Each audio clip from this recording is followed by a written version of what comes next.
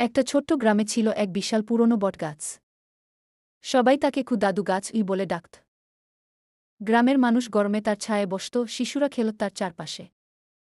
একদিন রাহিম নামে এক ছেলে বট গাছের নিচে বসে কাঁদছিল। বটগাছ নরম কণ্ঠে বলল, কাঁদছ কেন রাহিম? রাহিম অবাক হয়ে বলল, আমি কিছুতেই ভালো হতে পারি না। সবাই আমাকে বকাঝকা করে। কি? বটগাছ হেসে বলল, আমি কি একদিনে এত বড় হয়েছি? ছোট একটা চারা গাছ থেকে ধীরে ধীরে বড় হয়েছি।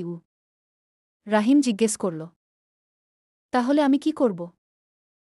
বটগাছ বলল, ধৈর্য ধরো, চেষ্টা করো, আর নিজের উপর বিশ্বাস রাখো। সেদিন থেকে রাহিম প্রতিদিন একটু একটু করে চেষ্টা করতে লাগল। কিছুদিন পর সে হয়ে উঠল গ্রামের সবচেয়ে পরিশ্রমী ছেলে। শেষে বটগাছ বলল, মনে রেখো, বড় হতে সময় লাগে, কিন্তু চেষ্টা কখনো বৃথা যায় না।